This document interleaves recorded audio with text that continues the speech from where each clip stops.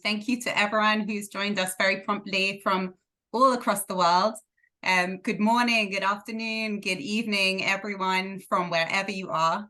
I'm really pleased to be with you here for the 6th webinar that we've been coordinating through JReady since the outbreak of this war in Israel. It's really part of our commitment to all of you and your communities so that we can continue to provide you with the tools to address crisis and build resilience wherever you are. My name is Sam Robinson, for those who don't know me, and I'm really honored to represent the Jewish Agency for Israel as part of this important gathering here of community leaders. I have to pay tribute at this point to two very, very special colleagues of mine and very, very dear friends who are truly the heart and soul of JReady and so much of what we do here at the Jewish Agency. Firstly, Yael Raz, who is the Director of Emergency Management and Resilience at the Jewish Agency, which I have to mention includes, along with JReady, the Fund for Victims of Terror, which is performing the most unbelievable critical support for thousands of families who unfortunately are bereaved due to loss of family members, who have had their homes destroyed, who have been evacuated, displaced internally from their homes, or are desperately awaiting news of their loved ones who are being held hostage currently in Gaza. And also to my colleague Lior Sharir, who is on regular days the digital director of JReady, but he's actually currently serving in reserve duty with the Home Front Command, ensuring the safety and security of all of us civilians of Israel. So thank you, Lior, for your service and for what you do. And of course, to Ayelet Nachmias-Burbin, who is the chair of JReady and our Fund for Victims of Terror, whom actually I'd like to invite to share a few opening words with us. Ayelet, I see you're with us on the call. Hi all. First of all, thank you, Professor Mooli Lahad, for joining our webinar tonight. I think it's of most importance. I'll actually refer to the subject that we're bringing on tonight on a personal note. I apologize. I'm in the car. I'm just coming back from the Dead Sea, where we have quite a few thousands of evacuees from the Gaza envelope. So I met Holi today, and Be'eri, and Kisufim, which is also a small kibbutz. What can I tell you guys?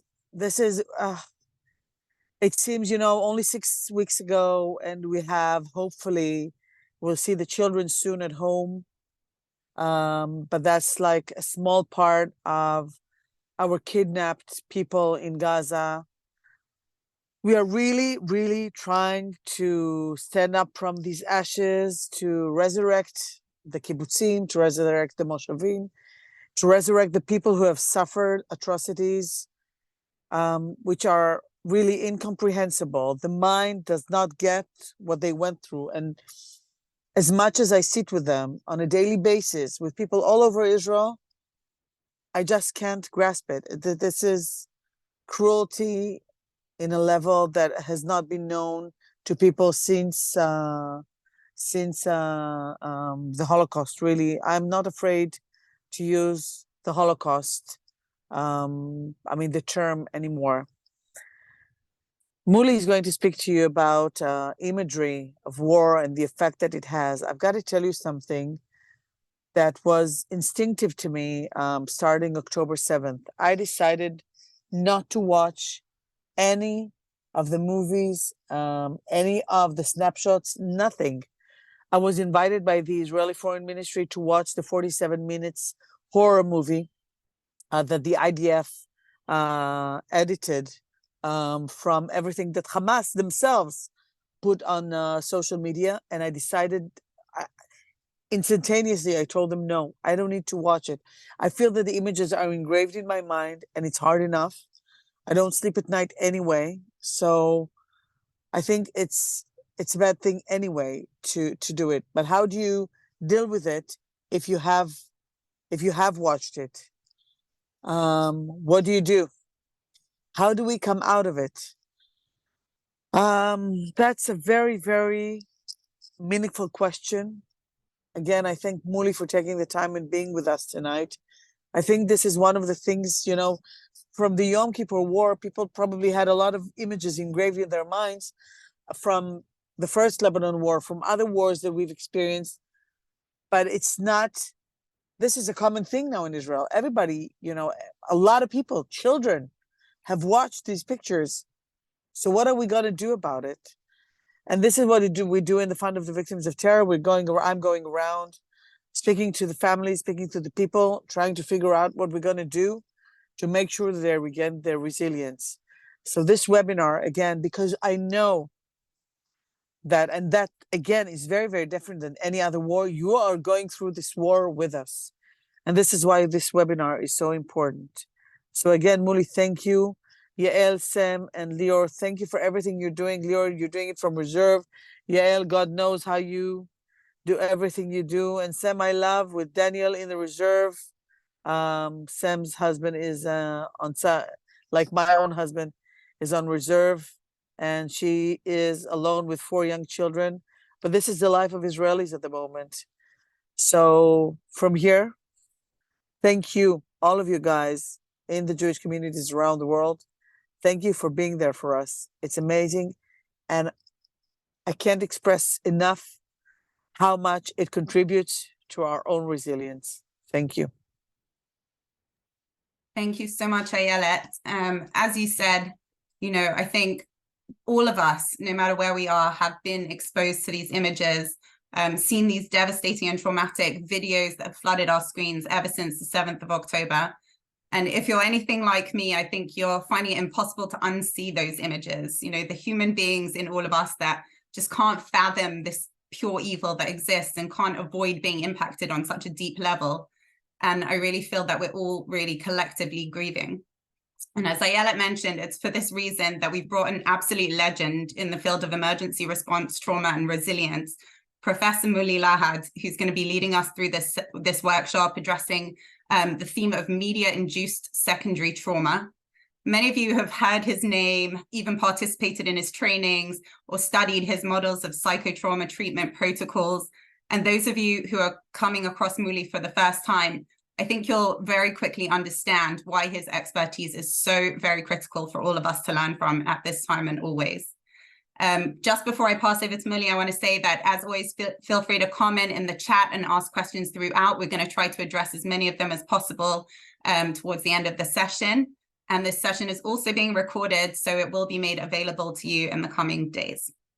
Without further ado, I'm handing over the mic to Professor Mooli Lahad. Good evening, everyone from Israel. I know that some of you are far away, some of you are around the corner. Yes, I believe that what I'm going to share with you is some insights into this phenomena of media-induced trauma, but I would also try to give a broader perspective of what is this phenomena that is going on nowadays in Israel. So as much as I want also to leave time for questions, that's why I will start right away with my presentation. Do you see the slide? Yes. Yeah, perfect. The presentation, okay. So just to give you a brief idea of what is the organization that I've established some 42, 43 years ago in the north of Israel. It's called the Community Stress Prevention Center, or Mashabim in Hebrew. It's a non-for-profit organization. As you can see, up till the war, we had 70 staff members. Now it is almost doubled.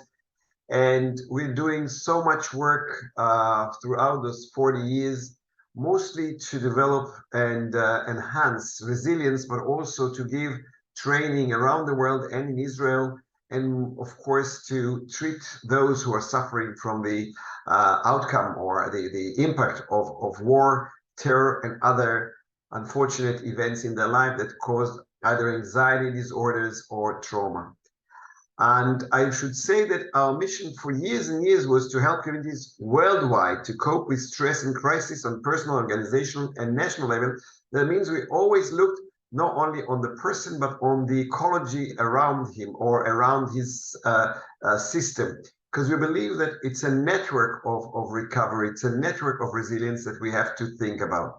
For those of you who don't know, where is Kiryat Shmona? And I'm sure all of you know, but just for those who are new to this We are on the border of Lebanon and Syria, and we're just there at the north. Nowadays, we have 2 resilience centers, one in Kiryat Shmona and one very close to Nahariya. And we are covering actually the whole of the front line, from the Golan Heights all through Lebanon to the sea. That means Metula to Nahariya and the Golan Heights.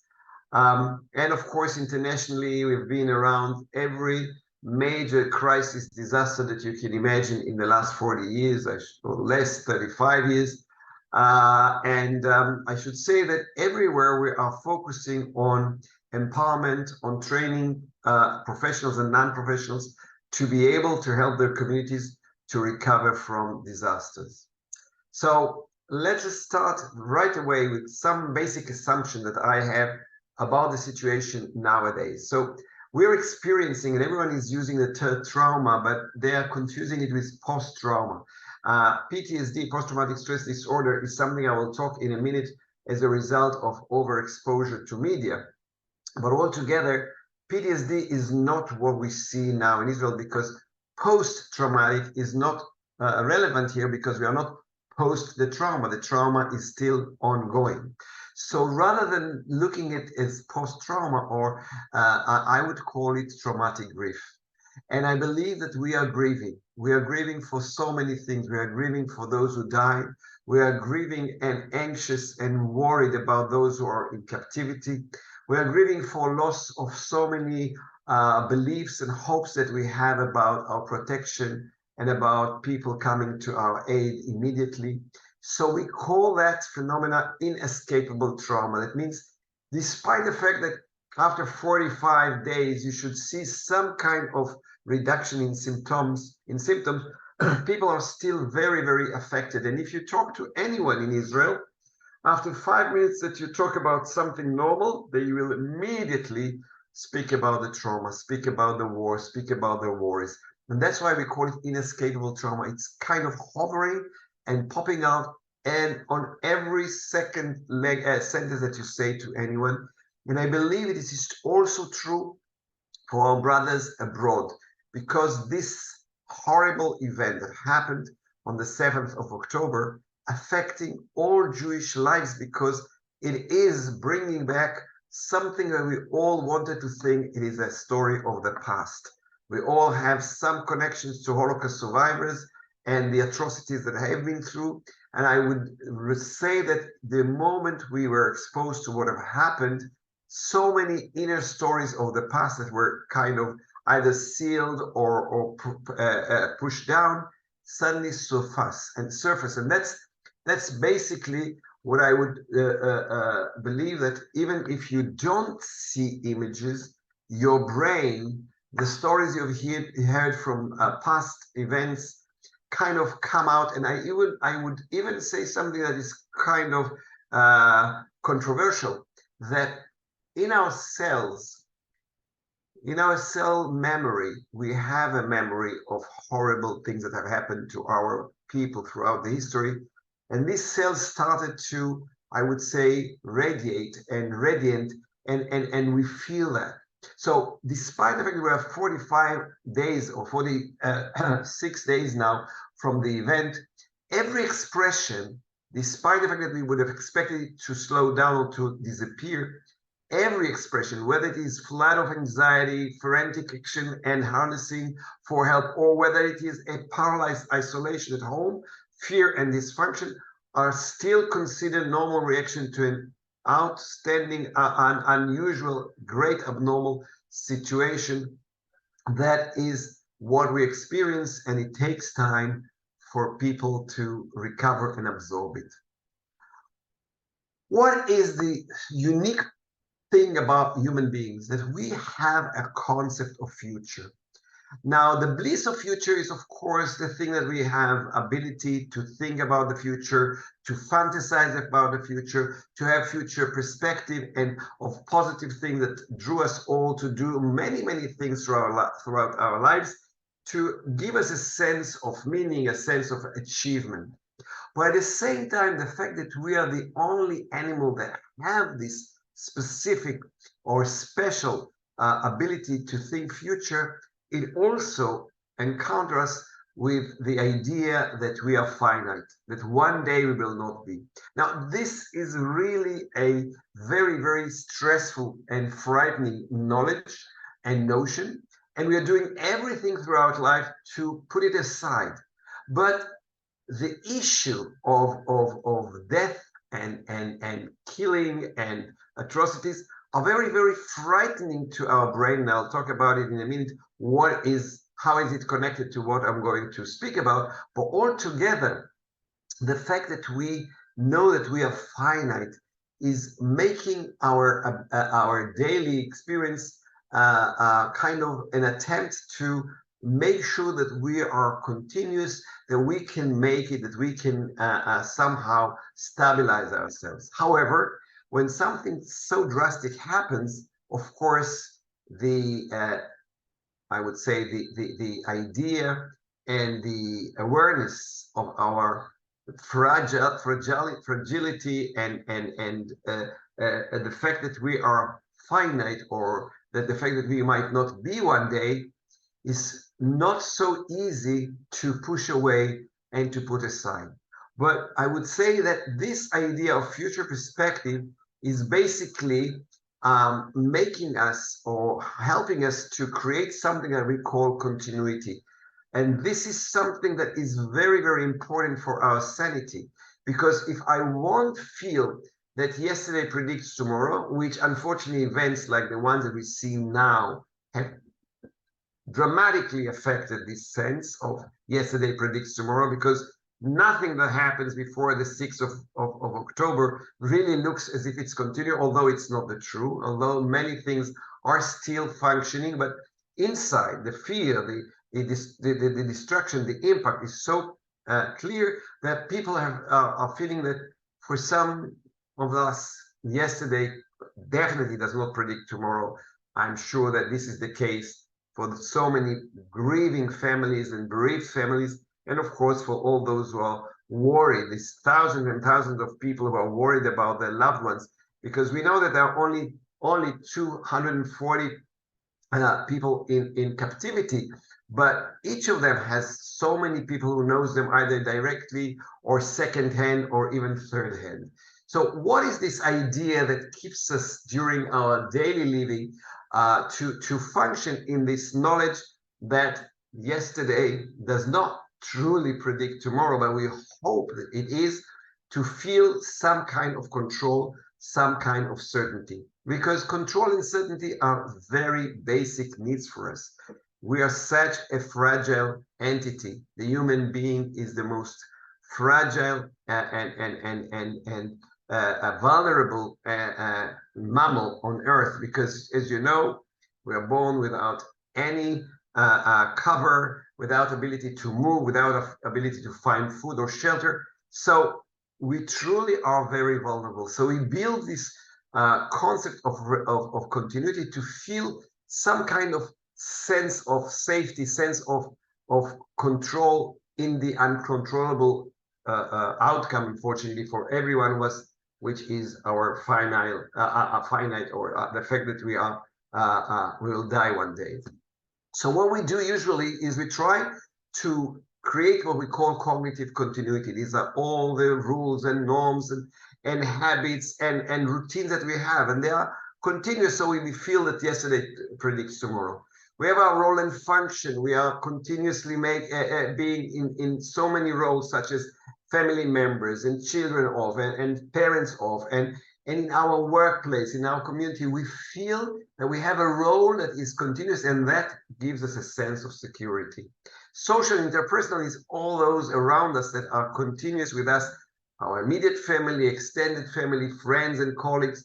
The fact that they are coming around every so often gives us a sense that we are stable. There is a sense of continuity, a sense of safety. And of course, the fourth part is what we believe about ourselves. And this is also very, very, I would say, rather constant. We know that if we are optimistic or pessimistic, we know our self-esteem, our self-perception. These are things that are going with us for so many years, and altogether this combination of cognitive role functions, social, interpersonal, and personal historical is giving us a sense that in some way I'm in control because I feel this continuity. Now, it is true that there are sometimes we have some I would say, difficulties in one or the other continuities, but altogether they are managing themselves as part of our daily living. However, when we are looking into trauma, like nowadays, things are changing every day. The routine has changed. We have a disrupted routine. We have changing of procedures. We have to run to shelters, which on daily basis we don't. We have to look after our dear ones that are somehow in need of help, and of course worried about our brothers and sisters and husbands and sons and daughters who are in the front line, etc., etc. We need to perform so many roles beyond the ones that are our, I would say, usual one. We find sometimes that the fact that our loved ones are not with us, or that some of our colleagues have been called to the army. So even the personal and interpersonal are not really constant anymore. And of course, what I've just talked before about this inescapable trauma, we feel, we sense things that beforehand we were not so used to feel: sadness, distress, horrible memories, anxieties, worries, all these feelings that usually we want to push aside as I would say, relatively normal people. So what we see now in general is this, I would say, behavior not only amongst those who are immediately affected, but on the general public: shock, anger, re-experiencing of the trauma as from stories and from reports on the media, or reports on Facebook or any other social media. And all these unwanted thoughts of the trauma are coming, even though we haven't been seeing even those dramatic or traumatic, horrible movies. And so it's a feeling, and that's what I call it, inescapable trauma, that we can't escape it. And of course, people here in Israel are talking about nightmares of fearful dreams about terrorists coming into their homes. And all these things are, I would say, generally representing what I call the inescapable trauma, including difficulty to concentrate, trouble falling asleep. We just heard that, and low sleep quality, intention, and very easily become agitated, not to talk about the startle response to any sudden sound. Now, let's go back to understand why is this very, very important to understand what is the impact of images. This, as you can see, is an illustration from 1994, but what it shows us, Ledoux have done this very important study on memory, the brain, and what he found out is that, as you can see, what happened when you see a threat, as a threatening image, it goes all the way to two areas in the brain: the visual thalamus and the visual cortex. It doesn't go to our prefrontal, which is the part that helps us to make sense, to understand things. It's immediately going to our fight, flight, freeze area, which is the amygdala. So what happened is that when you see something frightening and the stress hormones rise, your brain reacts as if this is a threat. And not only that, but as you can see in this diagram, the image of the snake stays within the brain. And that's what I want to make sure you understand. The images of threatening images are embedded in the brain, are stored in the brain in two very, very important parts of our perception: the visual thalamus and the visual cortex. And the problem, it is not connected to words. It's mostly connected to emotions, to sensory memory, the sensorial memory, and that's what is stored there. So it's what Bessel van der Kolk calls terror beyond words. Now, why are we hooked on tragic and dramatic images? Because we are such a vulnerable creature. Negative bias is the tendency to automatically give more attention to negative events and negative information than positive information or events. We have to be on alert. That's why the amygdala, this part of the brain, is functioning very quickly the moment it says anything that might be considered threat. In the wiring of the brain, the links leading from the emotional system to the cognitive system are stronger than the links leading in the opposite direction. That means we are operating on emotion, that's the fight, flight, freeze, and they are quicker to activate us, they are quicker to, I would say, influence our behavior than our ability to make reason and to calculate things. I'll give you a simple example. Suppose you're sitting on the pavement and a car is rushing and you are about to cross the street. Now you know how to pace yourself and know that with this distance, in this space, you will be on the other side. But something pushes you back to the pavement before you go onto the street, and that's your I would say survival system, or the amygdala, because it doesn't give you a chance to make the calculation of distance and time in order to see if you can cross the street. It tells you it is danger and you are going to avoid it or fight it or freeze. That is natural selection, preferred fear of imaginary dangers over recklessness and excessive complacency. And that's very important to understand, because that is calling our brain to look for things that are frightening it. Okay. Now, the other thing that I would like to say, that there is attraction in traumas on a daily basis, because it excites the stress hormones, and that gives us a sense of urgency, of alleviation, of energy, etc. People often pay extra attention to negative information because it seems important. I just talked about the brain. Tragedies can seem exciting because of the life or death risky situations involves, and that we can also call curiosity. I want to peep into these things in order to, I'm talking about a daily basis, not on the traumatic images, which I'll talk in a minute, but I want to look at it to just get a sense that I almost touched it, but I was saved. So it is a wish to check our ability. It's a wish to know the details in order to control my own fears. And that's why people are reading about traumas, and when they pass by a car accident, they look at it, although they know it's not good for them. And for us, details gives us a sense of control, and that gives us a relief. So if I know the facts, and I get some control, and that's give me a sense of relief.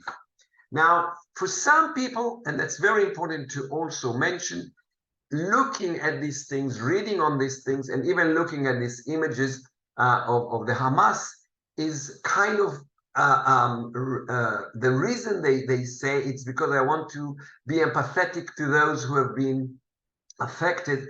I need to show my identification, my identification, my feeling for them, and that's a kind of a reason why to do these things.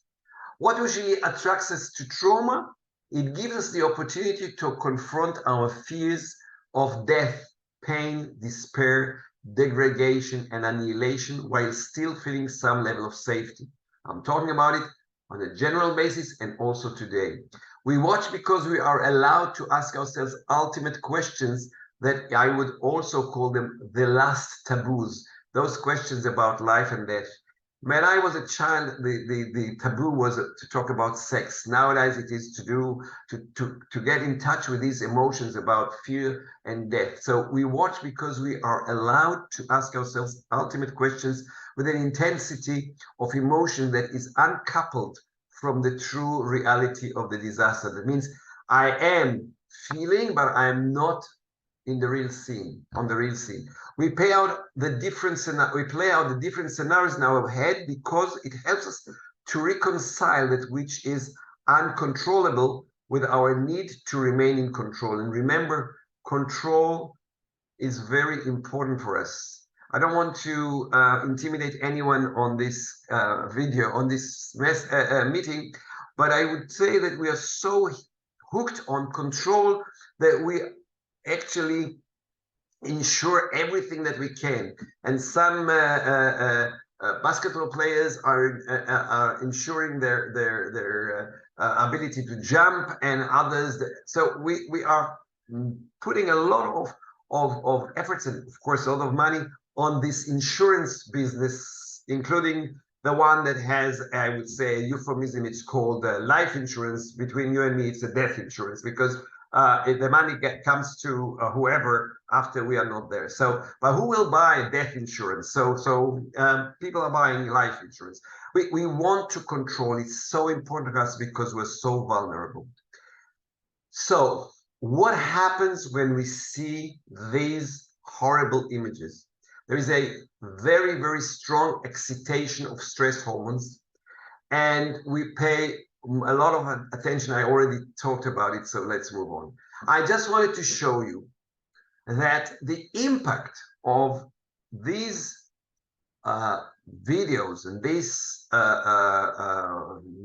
pictures is part of our DSM, which is the Diagnostic Statistics Manual of what is post-traumatic stress disorder. And that's what I would say, for those of you who are not familiar with it, that is the book by which we diagnose PTSD. And look at item A4, repeated or extreme indirect exposure to adversive details of the events, usually in the course of professional duties, because up till recent times, as was rightly said, most people didn't see the atrocities. It's only those who are working for police or for the morgue that saw it.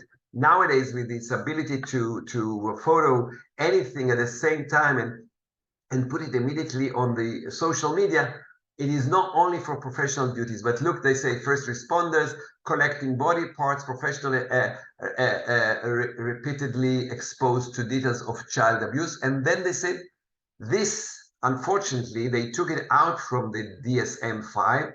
This does not include indirect non-professional exposure through electronic media, television, and movie and pictures, because in the previous edition, it was also in. But, and I should be very honest with you, it was removed because there were so many people who complained as a result, mostly, or I should say, first of all, after 9/11, that they were exposed to the horrific images of people jumping from the towers and the destruction, that they decided that from I would say, financial point of view for the insurance companies, they said only for those who are working. But this is only, I would say, a clause that was, I would say, intended to reduce the payment from insurance companies to people, because as you know, your disability is measured by this kind of criteria. So I should say this should be erased. This does not include. This should be including indirect non-professional exposure through electronic media, television, movies, or pictures, and that was in the DSM-4 revised. That means before 2013 it was in, they excluded it. The more similar the viewer is to the victim of the disaster, the more likely he or she will be to experience anxiety, fear, vicarious trauma, physical complaints and illnesses, and decreased daily functioning.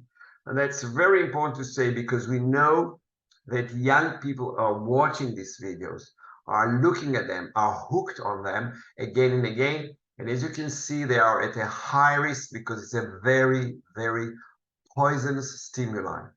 The emotional residue of exposure to trauma stories and experiences of others through work, witnessing fear, you see, that's what it says of what is vicarious traumatization. It was originally, as I said, for people that are working. However, nowadays, we know that vicarious traumatization is what we call secondary traumatization. That means you were not at the scene, but you have heard, watched, or got in touch with this very, very, I would say, traumatizing images that on the one hand elicit so many hormones. On the other hand, it's bombarding what I showed you in the image of what happens with a snake. And so it gets into the system and it becomes your own story. Now, what we are facing nowadays is something that we thought is only for those who are working with trauma and trauma victims. And we call it compassion fatigue. And that also happens because we feel so much for the victims. So what is compassion fatigue? Compassion is the cost of caring for others for their emotional pain resulting from the desire to help relieve the suffering of others. So what happens, coupling with the images and the horrendous stories and videos that people have seen, with this compassion, that means you feel for these people. You're not someone who is supporting Hamas and you think, oh, what a beautiful video. I feel excited because I can see them against the Israelis or whatever. So this is even more making it more strong impact, because when we are using our we are activating our mirror neurons and we hear a sad story and we feel compassionate, it's even more strong in getting into our system and stay there as our own memory. And that's the problem. It's not someone else's memory anymore because it's embedded in our visual thalamus or visual cortex, and it's becoming part of our memory. And that's why people talk about nightmares and people are finding it difficult to concentrate. And people, you will see so many suddenly during the day, they say if something came through their mind and they need to somehow let this energy out. Now, what is important to mention, that's why I highlighted it, it can happen quite quickly. You see, it's not like secondary traumatization. That means you have to work and work and work with trauma, or burnout that takes a long time. It can be I would say it says here happen, but it can manifest itself very quickly within hours. The good news is that it is very responsive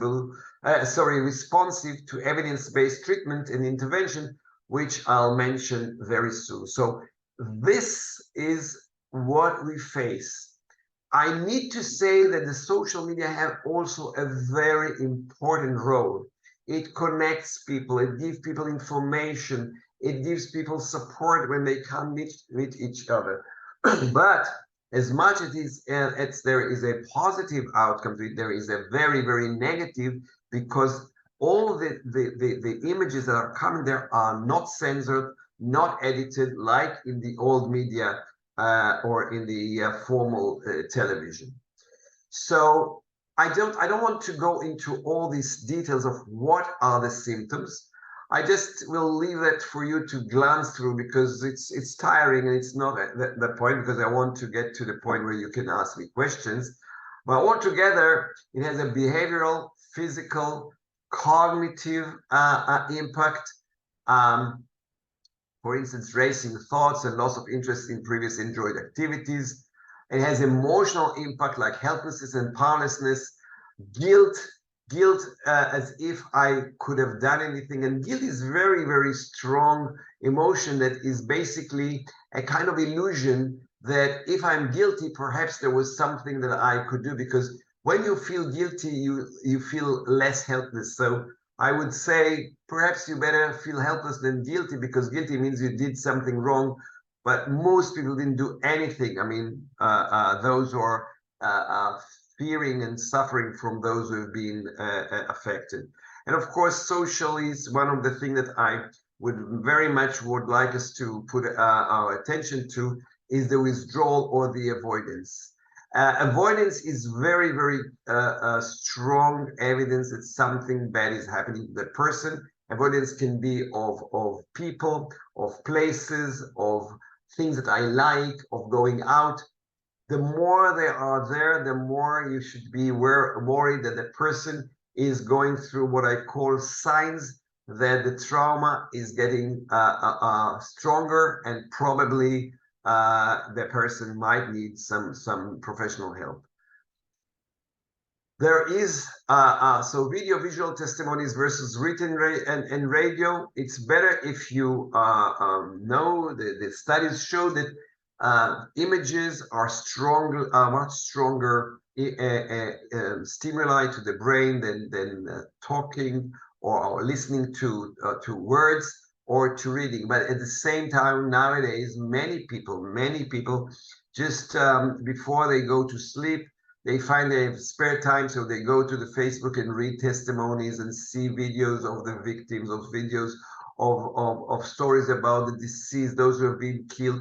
And what happened is that all these stress hormones coming up, and they can't go to sleep, and then they become distressed, and then they go to eat something, and then they delay their going to sleep. And so slowly, there is a sleep disturbance that is so much affecting our well-being.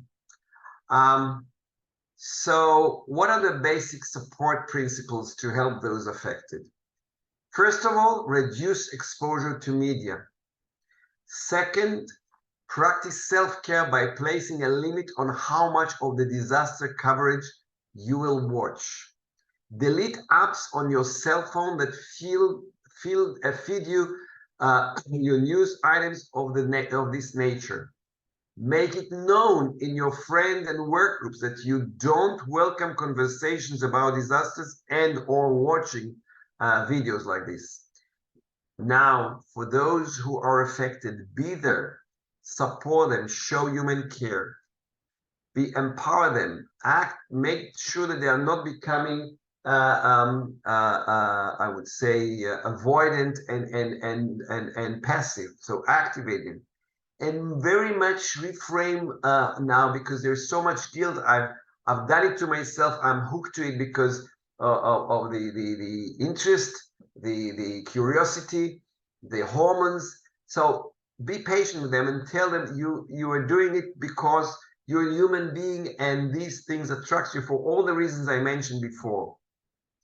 And if you see that the person cannot really find any solace, any quiet, that they are really affected, and I showed you some of the symptoms, there are specific treatments that are working on these pictorial memories of the brain. And I should say that if you don't see any reduction on the arousal or the numbing or the avoidance or any of these symptoms that I mentioned, they need to seek some advice. And we are in what we call the golden time, which is up to 3 to 4 months after the event. If you get evidence-based focused treatment, you may be in the 95% of people who are completely recovering. So EMDR, this is the eye movement desensitization and reconstruction, or reconstruction. It means this eye movement method, but it's not only eye movement, it's bilateral stimulation. There is the CFAR-CBT, which is the method that we developed here in Israel, me and my colleagues, and it is putting visual images, positive visual images that are bombarding the brain, so that these areas with bad images will have some competition and even change what a person is seeing. And there is also another method that is called neurofeedback, that is working with a computerized system and helps people to work on their traumatic responses. But in general, it's take control by finding ways you can directly help other people who are suffering, and that is usually something that gives us a sense of being, a sense of compassion. So do you have any knowledge on the course of recovery? And that's very important to say. Most people, even those who are right now exposed and feeling very bad, usually if the symptoms subsides, we can definitely say they will slowly recover. It's important to convey the message that it doesn't go like so quickly, like the broadcasting of these horrible images, the instantism, as I call it. But it doesn't mean that once you will recover from whatever you have been through, that you will forget those people or you forget the sad thing that happened. But it won't. I would say you will gain control on your brain and control your brain instead of your brain controlling you. So one thing is important when you're talking to a youngster or to a person who looked at it, don't argue with them. This is not the right way. Be compassionate, encourage them to communicate, not to condemn them, because of course they took the wrong decision, but honestly, they're not to be blamed for that. And of course, try to suggest to them these kind of support that I just mentioned. I will stop here, although I have some other things to tell you, but I would say that basically this is what I want to say about the topic of tonight. There are many other things that I could talk about, but I would like to leave you time to ask questions. If you'll have more time, I will go to the other slides too. So do you want to respond, to comment, to ask questions? Do you understand what is the makeup of our brain and why we are so hooked on traumatic images? Whatever. If you want to ask a specific question, by all means, go. Guys, you can feel free to just unmute and jump in with questions. I have a question. Can you hear me? Yeah, Sephora, go for it. Okay, great. I'm working with mothers of lone soldiers, and among them are many who don't watch the pictures and the videos, but there are some who feel, as you said, that they have more control over their knowledge by watching it, but then they say that they have difficulty sleeping and they have anxiety. And I wanted to ask you if you can discuss that in terms of what we learned after 9/11 about attenders and distractors, that maybe there are people who can handle these images and these thoughts and this information, and how do we make the distinction in order to support each one individually? Human being is the strongest, I would say, not strongest, I should say the most flexible and resilient animal on this planet. Otherwise, we won't survive as the most vulnerable one. Sorry.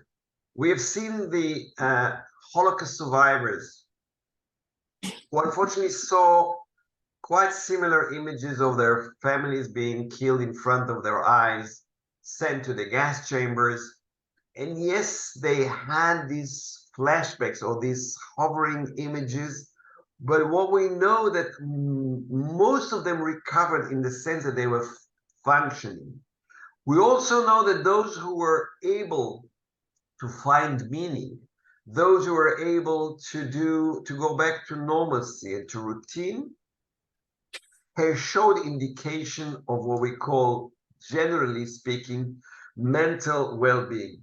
It is not to say that when we measure the post-traumatic stress disorder symptoms that they were not high on that, but that doesn't contradict their ability to maintain normalcy as much as possible and to actually have quite satisfactory life achievements in life in general. And altogether, according to research about Holocaust survivors in Israel, they even had life expectancy more than their counterparts in Central Europe. So we need to remember that when we look at this. So the question is it staying at the same level, and slowly, week by week, the person says, I recovered, I have better sleep or longer sleeping time. I can sleep like 4 or 5 hours. I am eating more. I can regulate my day and I can manage things, or that the situation either frozen or becoming worse. Now, if the problem of sleeping is so grave, I would say to do consult with a medical doctor. However, we know that some of the medication or the pills that are given for sleep assistance are basically intervening in the brain ability to process grief, bereavement, and trauma. And so it needs to be with a very good, I would say, I don't know if it's the right word, but surveillance. That means that the doctor not only prescribe, but follow it up and see if this is really helping or there are negative side effects. Unfortunately, some people are starting to self-medicate by smoking, all sorts of mood control or aware, whatever they call now. You can call them in the past drugs. Nowadays, we don't even call them this way, or drinking or smoking. And this is very sad, but this is normal reaction because they feel they have to somehow control these very, very serious emotions. However, for the intrusive images, I mentioned 3 methods that are specifically working on intrusive images. It's the EMDR, it's the CFR-CBT, and it's the neurofeedback. All of them are working specifically on that. And if the person is really suffering, and they're all short terms, they're all between 5 to 10, 12 sessions. So it's not lying on the couch for years and years, okay? And I would say that it's very unfortunate to say, but time is one of the functions that we have to take into account. Unfortunately, in our, I would say, times, we have a very little patience for suffering. In Hebrew, it's even sounds better. We have suffering is lisbol, and patience is savlanut. So we have very little savlanut for sevel. We need to know that you can't instantaneously with drugs erase what have happened.